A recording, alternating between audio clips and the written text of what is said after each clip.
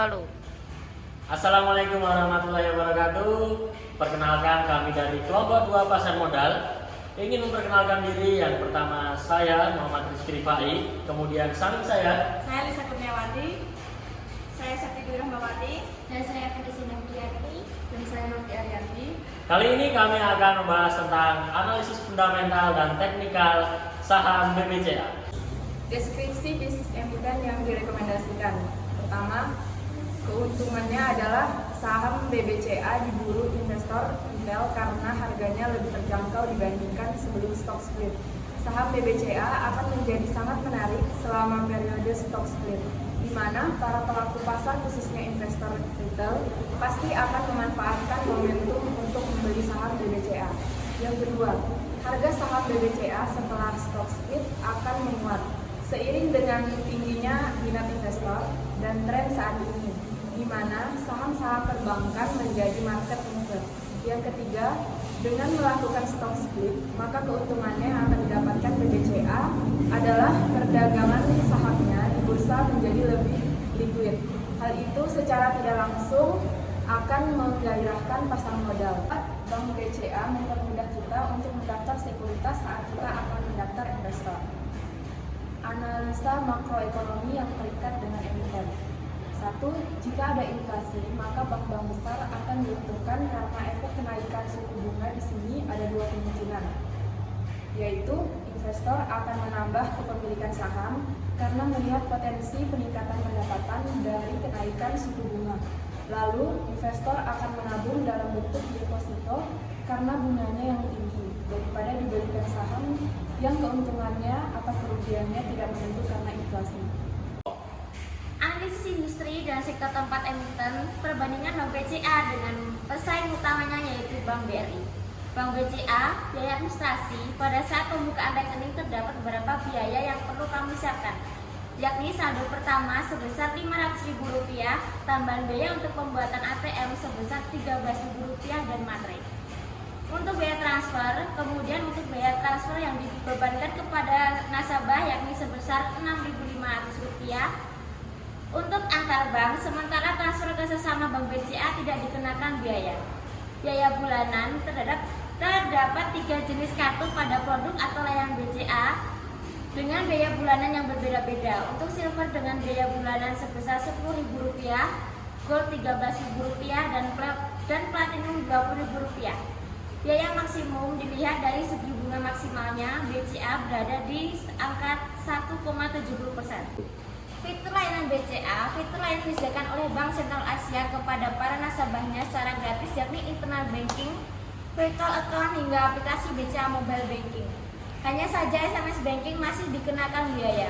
Kemudian jika berdomisili daerah perkotaan, kamu bisa menikmati akses transaksi 24 jam dengan kemudahan setelah tunai yang cepat melalui mesin ATM. Bank BCA juga sangat direkomendasikan untuk urusan bisnis.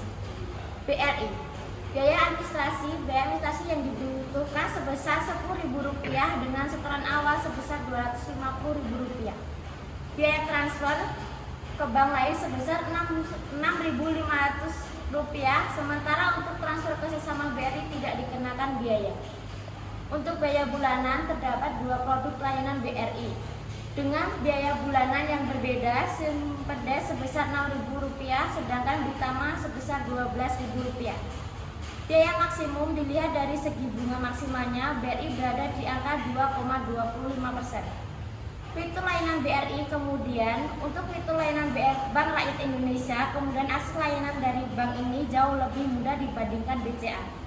Sebab BRI sudah mendominasi di seluruh wilayah Indonesia, baik di kota maupun di desa. Ketika bepergian ke wilayah pelosok, kamu bisa dengan mudah menemukan ATM BRI atau ATM Milling atau Billing untuk melakukan transaksi. Selain itu, biaya transaksi pun lebih murah serta pilihan jenis kartu ATM dengan biaya bulanan yang lebih terjangkau. Kemudian, Anda juga bisa menikmati layanan internet banking, SMS banking, e-pay, dan lain-lain. Analisa laporan keuangan sebagai berikut. Kesimpulannya adalah liabilitas mengalami kenaikan. Ini berarti Bank BCA memiliki kinerja yang baik. Liabilitas yang tinggi akan semakin bagus karena Pada sektor bank biasanya hutangnya dalam bentuk deposito dari nasabah dan dari liabilitas itu akan disalurkan menjadi kredit kepada masyarakat dan perbandingan dari deposito dan bunga kredit. Jumlah pendapatan, laba, dan aset mengalami kenaikan berarti menunjukkan laporan keuangan Bank BCA bagus pada tahun 2022 bagus. Selanjutnya, menghitung biaya modal perusahaan perhitungan cash to debit PT Bank Sentral Asia Tbk. Ini adalah rasio kas dan setara kas perusahaan dengan hutangnya. Uang tersebut meliputi hutang jangka pendek dan kewajiban sewa modal dan hutang jangka panjang dan kewajiban sewa modal. Rasio ini mengukur kekuatan keuangan suatu perusahaan.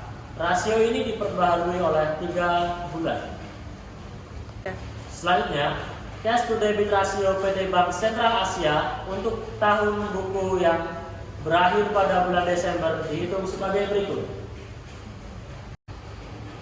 Kemudian, cash to debit rasio PT Bank Sentral Asia Tbk untuk triwulan yang berakhir pada Maret 2022 dihitung sebagai berikut. Perhitungan debt to equity PT Bank Sentral Asia Tbk. Debt to equity mengukur leverage keuangan yang dimiliki perusahaan. Debt to equity ratio Bank Sentral Asia Tbk untuk tahun buku yang berakhir pada bulan Desember 2021 dihitung sebagai berikut. Debt to equity ratio PT Bank Sentral Asia Tbk untuk triwulan yang berakhir pada Maret 2022 dihitung sebagai berikut. Berikut analisis teknikal Bank Sentral Asia Tbk.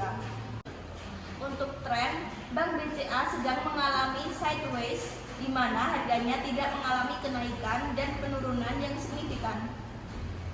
Support dan resisten. Saat ini, harga Bank BCA sedang berada di garis resisten dan belum menembusnya. Jika resisten ini bisa tembus, maka bisa menjadi sinyal untuk beli. Tapi jika resisten tidak tembus, harga saham akan turun dan support. Hal ini juga didukung dari sentimen pasar. Jika sentimen bagus, maka kemungkinan harga bank naik dan bisa tembus resisten. Selanjutnya adalah moving average.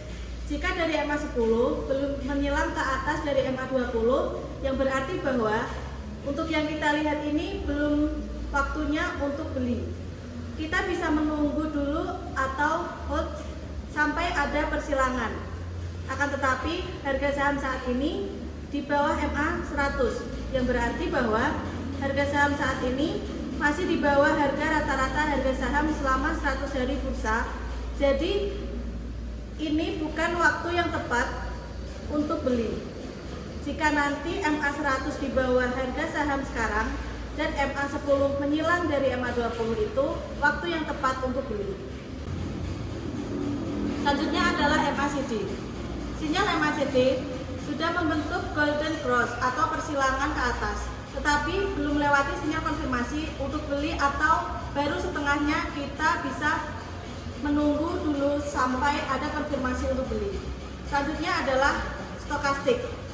Hampir menuju di area overbought, di mana area ini sudah hampir tinggi untuk dibeli. Kita menunggu terlebih dahulu sampai masuk ke area oversold dan ada konfirmasi untuk beli atau golden cross. Tapi untuk yang sekarang ini lebih baik kita untuk menunggu. Selanjutnya adalah RSI.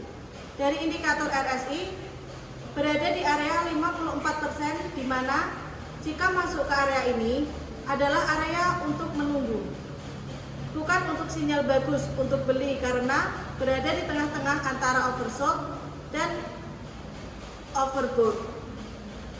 Jadi kita belum tahu apakah akan menuju ke area oversold dan bought. Maka dari itu kita harus menunggu sampai masuk ke kedua area itu. Jika sudah masuk ke oversold, kita bisa beli. Yang terakhir adalah kesimpulan. Hasil akhir dari beberapa indikator dengan didukung tren dan garis support resisten, keputusan untuk membeli saham Bank BCA ini yaitu menunggu atau belum ada sinyal untuk beli. Nah, itu tadi bahasan dari kami tentang saham BBCA. Semoga menambah referensi teman-teman dalam berinvestasi ya. Nantikan konten kami selanjutnya. Bye-bye.